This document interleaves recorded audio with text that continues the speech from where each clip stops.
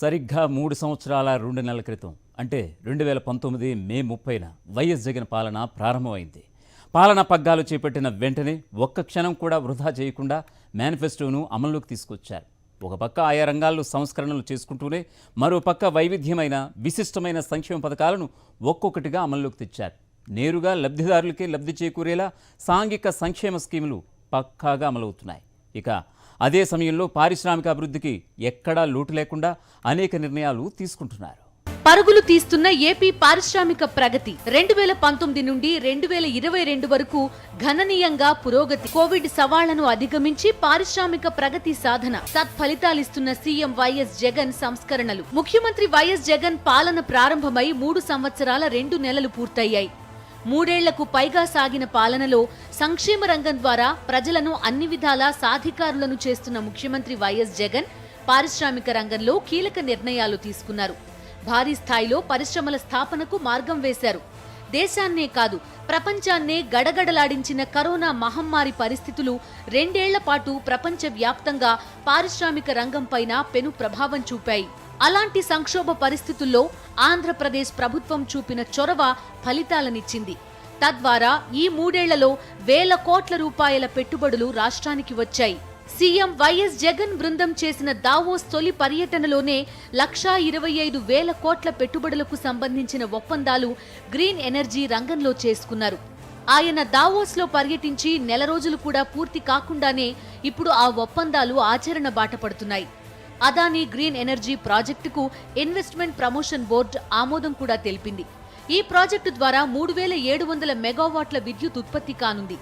తద్వారా మొత్తంగా 15,376 కోట్ల పెట్టుబడి రానుంది. మొత్తం 4 దశల్లో ఈ ప్రాజెక్ట్ చేపట్టనున్నారు.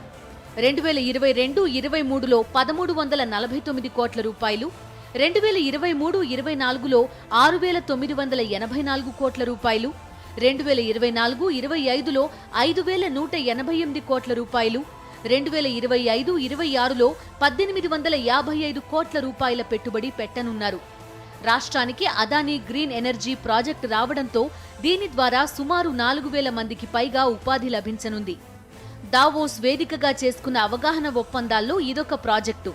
దీని ద్వారా వైఎస్ఆర్ జిల్లాలో 1000 మెగావాట్ల పరిశ్రమకు, పార్వతీపురం మన్యం జిల్లాలోని కురుకుట్టి వద్ద 1,200 మెగావాట్ల ఉత్పత్తికి, కర్రివలస వద్ద 1000 మెగావాట్ల విద్యుత్ ఉత్పత్తికి, సత్యసాయి జిల్లాలోని పెద్దకోట్ల చిత్రావతి వద్ద 500 మెగావాట్ల గ్రీన్ ఎనర్జీ ఉత్పత్తికి గ్రీన్ సిగ్నల్ ఇచ్చారు. గ్రీన్ ఎనర్జీ అనేటువంటి దానికి ఈరోజు డీకార్బనైజ్ ఎకానమీ మీద వరల్డ్ ఎకనామిక్ ఫోరం దావోస్లో కూడా పెద్ద ఎత్తున చర్చ జరిగింది. ముఖ్యమంత్రి గారు పాల్గొన్నారు, పెద్ద పెద్ద పారిశ్రామికవేత్తలు పాల్గొన్నారు. సీఈఓగా ఉన్నటువంటి నీతి ఆయోగ్ సీఈఓగా ఉన్నటువంటి అమితాబ్ కాంత్ గారు పాల్గొన్నారు. మన రాష్ట్రాన్ని తాలూకా అడుగుల్ని ముఖ్యమంత్రి గారి తాలూకా ఆలోచన విధానాన్ని ప్రశంసించినటువంటి సందర్భాలు చూసాం. ఈరోజు దేశానికి గ్రీన్ ఎనర్జీలో ఆంధ్రప్రదేశ్ దిక్సూచి కాబోతా ఉందనేటువంటి విషయాన్ని కూడా ఈరోజు మేము తెలియజేస్తూ ఉన్నాం. 1,25,000 కోట్ల రూపాయల ఇన్వెస్ట్మెంట్స్కి ఎంఓయూ చేసుకున్నాం దావోస్లో. ఈరోజు గ్రీన్ కోకి సంబంధించినటువంటి ప్రాజెక్ట్ 5,200 మెగావాట్లకు సంబంధించినటువంటి కర్నూలు వేదికగా అక్కడ ప్రాజెక్ట్ నిర్మాణం జరుగుతూ ఉంది. ఇంకో 32,000 మెగావాట్లకి ఈరోజు ఆంధ్రప్రదేశ్ అవకాశాలు చూపించింది.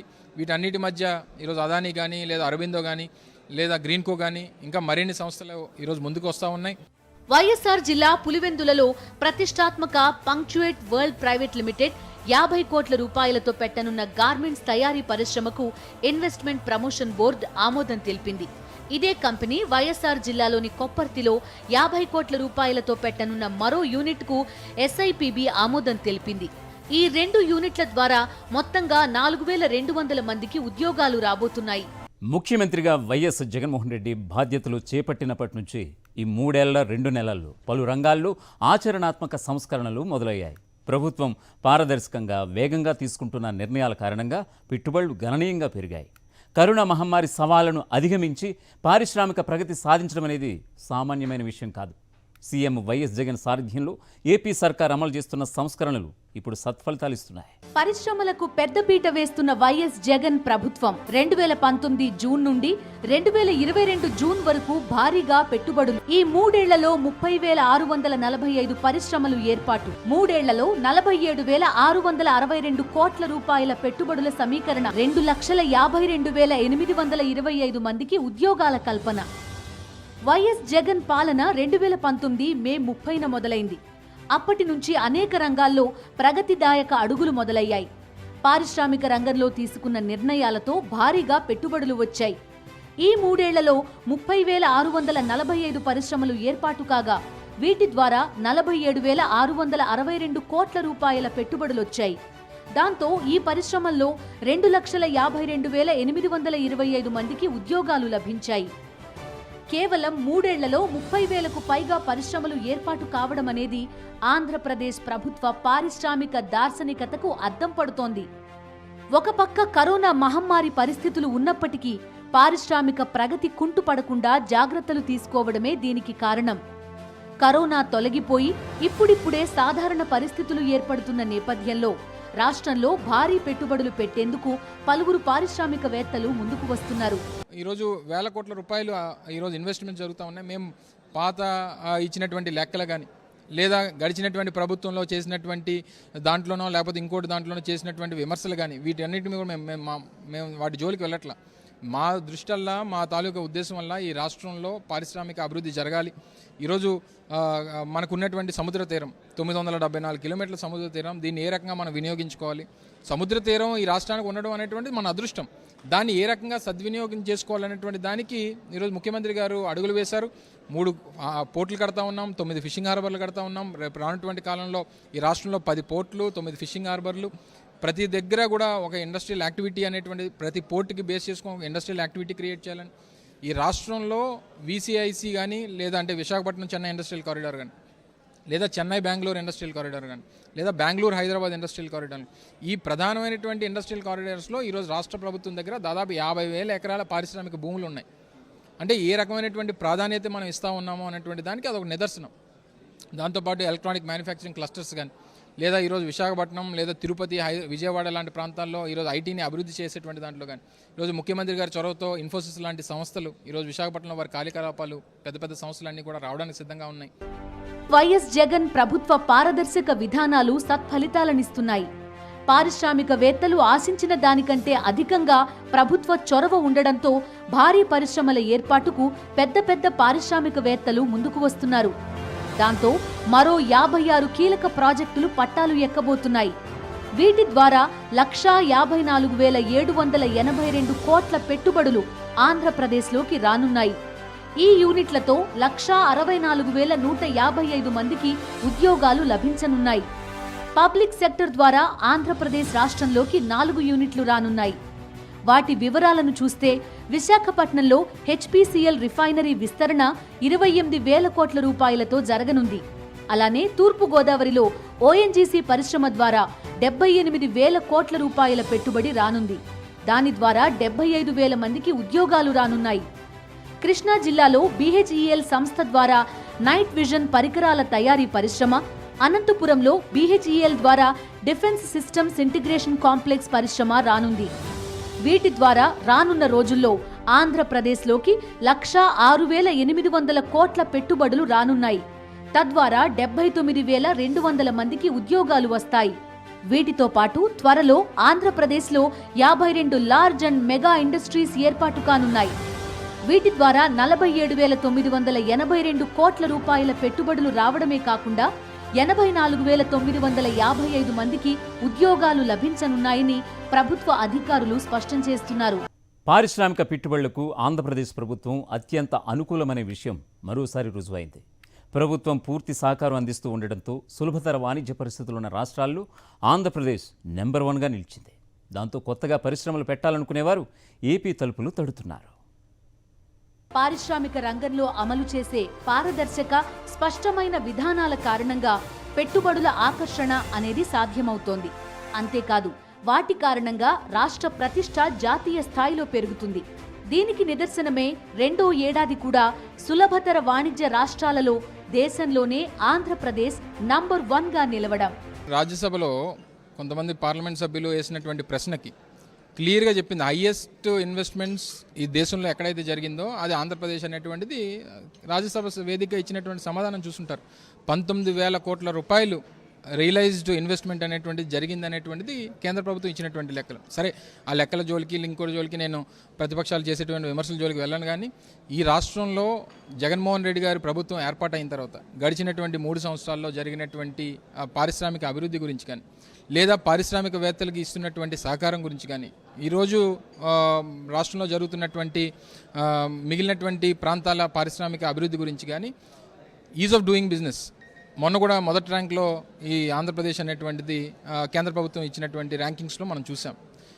ఈజ్ ఆఫ్ డూయింగ్ బిజినెస్లో ర్యాంక్ 1 వచ్చిందనంటే ఈ రాష్ట్రంలో ఏ రకమైనటువంటి వాతావరణం పారిశ్రామికవేత్తలకు ఉందనేటువంటి దానికి పర్సెప్షన్ సర్వే గడిచినటువంటి ఈజ్ ఆఫ్ డూయింగ్ బిజినెస్ ఇచ్చినటువంటి ర్యాంకింగ్స్ అనేటువంటిది మనం ఇచ్చినటువంటి రిపోర్ట్లను బేస్ చేసుకొని, మనం ఇచ్చినటువంటి పేపర్ వర్క్ బేస్ చేసుకొని ఇచ్చినటువంటి ర్యాంకింగ్స్.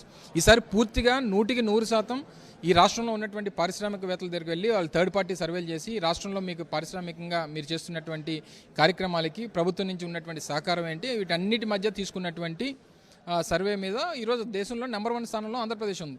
ఈ మధ్యనే బిజినెస్ రిఫార్మ్స్ యాక్షన్ ప్లాన్ ని కేంద్ర ఆర్థిక శాఖ మంత్రి విడుదల చేసిన సంగతి తెలిసిందే. మొత్తం అన్ని రాష్ట్రాల కంటే ఆంధ్రప్రదేశ్ రాష్ట్రం అత్యధిక స్కోర్ సాధించి దేశంలోనే నంబర్ 1 స్థానాన్ని నిలబెట్టుకుంది. గత ఏడాది ఇదే ర్యాంకును సాధించిన ఆంధ్రప్రదేశ్ ఇప్పుడు కూడా దానిని నిలబెట్టుకోవడం విశేషం. టాప్ అచీవర్స్ లో ఆంధ్రప్రదేశ్ తర్వాత రెండో స్థానంలో గుజరాత్ నిలిచింది. ఆ తర్వాత హర్యానా, కర్ణాటక, పంజాబ్, తెలంగాణ, తమిళనాడు రాష్ట్రాలు నిలిచాయి. ఈజ్ ఆఫ్ డూయింగ్ బిజినెస్ అంటే సులభతర వాణిజ్యం. ఇందులో నంబర్ 1 రాష్ట్రం కావడానికి గత 3 సంవత్సరాలుగా ఆంధ్రప్రదేశ్ అనేక విధానాలు అమలు చేయడమే కారణం. 10 కాదు, 20 కాదు, ఏకంగా 301 సంస్కరణలను అమలు చేయడంలో అన్ని రాష్ట్రాల కంటే అత్యధిక స్కోర్ సాధించినందున ఆంధ్రప్రదేశ్ ని కేంద్ర ప్రభుత్వం నంబర్ 1గా ప్రకటించింది.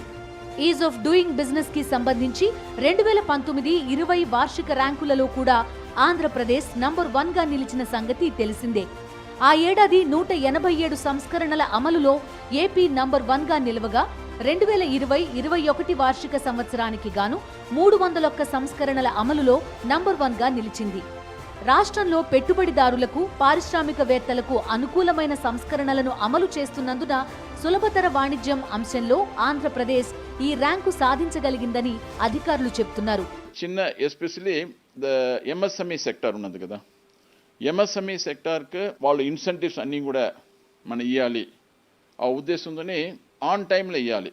మనం తర్వాత ఇచ్చి ప్రయోజనం లేదు. వాళ్ళకి ఏమిటంటే వాళ్ళు బిజినెస్ ప్రాసెస్లో ఇన్ ద ఇన్సెంటివ్స్ కూడా ఫ్యాక్టర్ చేస్తారు దాంట్లో వాళ్ళ ప్రాజెక్ట్ రిపోర్ట్లో. కాబట్టి ఆన్ టైంకి అది అందకపోతే the business will suffer. So ఇది మనం గుర్తుపెట్టుకుని హనరబుల్ సీఎం గారు ఎంఎస్ఎంఈ సెక్టార్కి ఎస్పెషలీ ఆన్ టైం సపోర్ట్ చేయాలని చెప్పి ఈవెన్ డ్యూరింగ్ కోవిడ్ మన డబ్బు రిలీజ్ చేయడం జరిగింది. ఇంతవరకు 2,800 crores మనం రిలీజ్ చేశాము. Not only MSME sector, even textile sector కూడా ఎక్కువ సఫర్ అయింది డ్యూ టు కోవిడ్. వాళ్ళ సప్లై చైన్ అన్ని కూడా బ్రేక్ అయింది. దానితోని వాళ్ళు కూడా సఫర్ చేయడం జరిగింది. అందుకోసం వాళ్ళు కూడా సపోర్ట్ చేయాలని చెప్పి మనం చేయడం 2,800 crores మనం ఇంతవరకు వాళ్ళకి ఇన్సెంటివ్ రూపంగా ఇవ్వడం జరిగింది. ఇదేం చెప్తుందంటే a positive government, a pro industry government, pro development government వాళ్ళు ఇప్పుడు వెఫ్కి వెళ్ళినప్పుడు మనకు అక్కడ పాజిటివ్ వైబ్రేషన్స్ క్రియేట్ చేయడానికి అవకాశం ఉన్నది అబౌట్ అవర్ స్టేట్. పారిశ్రామికవేత్తలకు అవసరమైన అన్ని రకాల సహకారాన్ని అందించేందుకు సింగిల్ డెస్క్ పోర్టల్ ని అమలు చేస్తోంది ఆంధ్రప్రదేశ్ పరిశ్రమల శాఖ. 23 ప్రభుత్వ శాఖల్లోని 93 రకాల సర్వీసులను అందించేలా ఈ సింగిల్ డెస్క్ పోర్టల్ ని రూపొందించి ఆచరణలోకి తెచ్చారు. ఈ పోర్టల్ ద్వారా వచ్చిన విజ్ఞప్తులను వేటిని వదలకుండా అన్నింటినీ నిర్ణీత కాలంలోనే పరిశ్రమల శాఖ పరిష్కరిస్తోంది. రాష్ట్రంలోకి పరిశ్రమలను ఆహ్వానించడమే కాదు, వాటికి కావలసిన వాతావరణం కల్పించడమే కాకుండా వాటికి హ్యాండ్ హోల్డింగ్ అంటే చేయూత కూడా అందిస్తుండడంతో ఈజ్ ఆఫ్ డూయింగ్ బిజినెస్ లో మొదటి ర్యాంక్ సాధ్యమైంది. స్టార్టప్లు అంటే అంకుర పరిశ్రమలు. వినూత్నమైన ఆలోచనలే పునాదిగా ఇవి రూపొందుతున్నాయి. ప్రపంచంలోనే భారతదేశానికి మంచి పేరు సంపాదిస్తున్నాయి. ఔత్సాహిక పారిశ్రామికవేత్తలు ఒక ప్రత్యేకమైన ఆలోచనతో ఒక పరిశ్రమ పెడుతున్నప్పుడు వారికి తగిన ప్రోత్సాహం అందించాల్సిన బాధ్యత కేంద్ర రాష్ట్ర ప్రభుత్వాల మీద ఉంటుంది. ఈ విషయంలో ఏపీ ప్రగతి ఎలా ఉంది? కొత్తగా వచ్చే పెట్టుబడులు ఎంత మేరకు వాస్తవ రూపం దాలుస్తున్నాయి? స్టార్టప్లు అంటే అంకుర పరిశ్రమలు. వీటిని నెలకొల్పడంలోనూ ఆంధ్రప్రదేశ్ దూసుకుపోతోంది. స్టార్టప్ల ద్వారా ఉపాధి కల్పించే రాష్ట్రాల్లో దేశంలోనే ఉత్తమ రాష్ట్రాల్లో ఒకటిగా ఏపీ నిలిచింది. ఆంధ్రప్రదేశ్లో విభజన తర్వాత గత 8 సంవత్సరాల్లో 1133 స్టార్టప్లు ఏర్పాటు కాగా అందులో 870 స్టార్టప్లు వైఎస్ జగన్ ప్రభుత్వ హయాంలోనే ఏర్పడ్డాయి. చంద్రబాబు ప్రభుత్వ హయాంలో కేవలం 264 స్టార్టప్లు మాత్రమే నెలకొల్పారు. సీఎం వైఎస్ జగన్ ప్రభుత్వంలో ఏర్పడ్డ స్టార్టప్ల ద్వారా 11,243 మందికి ఉద్యోగావకాశాలు లభించాయని, స్టార్టప్ కంపెనీలకు సపోర్ట్ చేయడంలో దేశంలోనే ఉత్తమ రాష్ట్రాల్లో ఏపీ ఒకటని పార్లమెంట్ సాక్షిగా కేంద్ర ప్రభుత్వమే ప్రకటించింది. స్టార్టప్ల విషయంలో ఏపీకి సంబంధించి మరో ముఖ్యమైన విషయం, ఈ ఏడాదిలో ఈ 6 నెలల్లోనే 164 స్టార్టప్లు ఏర్పాటు కావడం విశేషం. మరోవైపు ఎగుమతుల్లోనూ ఉత్తమ రాష్ట్రాల్లో ఒకటిగా ఏపీ నిలిచింది. గతంలో దేశంలో 7వ ర్యాంకులో ఉండే ఏపీ ఎగుమతుల్లో 3వ స్థానానికి చేరింది. ఈరోజు విశాఖపట్నం వేదికగా ఐటీ హైదరాబాద్ తర్వాత విశాఖపట్నానికి ఆ ప్రాధాన్యత ఆ రోజు రాజశేఖర రెడ్డి గారు ఇచ్చారు. దాన్ని మరింతగా అభివృద్ధి చేయాలని చెప్పి ఒక నినాదంతో ఈరోజు బీచ్ ఐటీ అనేటువంటి ఒక స్లోగన్ని ఆ రాష్ట్ర ప్రభుత్వం తీసుకుంది ముఖ్యమంత్రి గారి ఆదేశాల మేరకు. డెఫినెట్గా ఆ ఎన్వైరన్మెంట్ అనేటువంటిది ఈరోజు విశాఖపట్నంలో ఉంది. ఈకో సిస్టమ్ అనేటువంటిది ఈరోజు అవతరిస్తూ ఉంది. డెఫినెట్గా పెద్ద సంస్థలు, పెద్ద ఎంఎన్సీస్, ఐటీలో ఉన్నటువంటి అన్ని ఎంఎన్సీస్ కూడా విశాఖపట్నానికి తరలి వస్తాయని చెప్పి బలంగా నమ్ముతా ఉన్నాం. దానికి కావాల్సినటువంటి అడుగులు కూడా ఈ రాష్ట్ర ప్రభుత్వం ముఖ్యమంత్రి గారి ఆదేశాల మేరకు వేస్తూ ఉన్నాం. డెఫినెట్గా మంచి భవిష్యత్తు. ఈరోజు దేశంలో 10th రిచెస్ట్ సిటీగా ఈరోజు విశాఖపట్నం ఉంది. ఈరోజు అనేక క్యాపిటల్ సిటీస్ ఉన్నాయి, కానీ విశాఖపట్నానికి దేశంలో నెంబర్ 10 సిటీస్లో విశాఖపట్నం ఒక స్థానం సంపాదించింది. దానికి అనుగుణంగా విశాఖపట్నాన్ని అభివృద్ధి చేస్తామనేటువంటిది ముఖ్యమంత్రి గారు చెప్తా ఉన్నారు. రాజధానిగా విశాఖపట్నాన్ని తీసుకురాబోతా ఉన్నాం. వీటన్నిటి మధ్య డెఫినెట్గా రేపు ఆంధ్రప్రదేశ్ పేరు చెప్తే రాజధానిగా విశాఖపట్నం, ప్రధానమైనటువంటి నగరంగా విశాఖపట్నాన్ని తయారు చేస్తారు జగన్మోహన్ రెడ్డి గారు అనే నమ్మకాన్ని రాష్ట్ర ప్రజలందరూ కూడా ఆశిస్తా ఉన్నారు. ఏపీ ప్రభుత్వం ఎంతో చిత్తశుద్ధితో పారదర్శకంగా పారిశ్రామిక విధానాలు ఎన్ని ఉద్యోగాల కల్పన జరిగిందో చూద్దాం. ఉమ్మడి అనంతపురం జిల్లా 1899 యూనిట్లు, 17,113 కోట్ల పెట్టుబడులు, 34,505 ఉద్యోగాలు. ఉమ్మడి చిత్తూరు జిల్లా 2,616 యూనిట్లు, 11,513 కోట్ల రూపాయల పెట్టుబడులు, 36,555 ఉద్యోగాల కల్పన.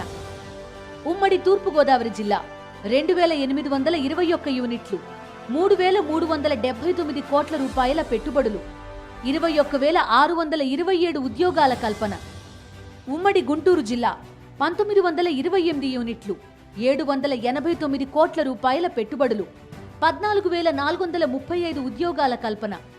ఉమ్మడి కృష్ణా జిల్లా 3,972 యూనిట్లు, 2,653 కోట్ల రూపాయల పెట్టుబడులు, 21 ఉద్యోగాల కల్పన. ఆంధ్రప్రదేశ్లో పారిశ్రామిక రంగం పురోగమిస్తోంది. విభజన గాయాలు, చంద్రబాబు పాలనలోని బోగస్ నినాదాలు, కోవిడ్ కష్టాలన్నింటినీ అధిగమించి పారిశ్రామిక ప్రగతిలో ముందడుగు వేస్తోంది. కరోనా మహమ్మారి కాలంలో కూడా ఎలాంటి తడబాటు లేకుండా జగన్ ప్రభుత్వం తీసుకున్న పారిశ్రామిక సానుకూల నిర్ణయాలు మంచి ఫలితాలనిస్తున్నాయి. దాంతో ఈజ్ ఆఫ్ డూయింగ్లోనూ, స్టార్టప్లు నెలకొల్పడంలోనూ, ఎగుమతుల్లోనూ, వాస్తవ పెట్టుబడుల ఆకర్షణలోనూ ఏపీ సర్కార్ గణనీయమైన ప్రగతి సాధిస్తోంది. ఏపీ నుంచి పరిశ్రమలు వెళ్లిపోతున్నాయన్న దుష్ట చతుష్టయం గోబెల్స్ ప్రచారానికి గూబ గుయ్యమనేలా తమ పనితీరుతో సమాధానం చెబుతోంది. ఇది వాల్టి స్పెషల్ ఎడిషన్. చూస్తూనే ఉండండి.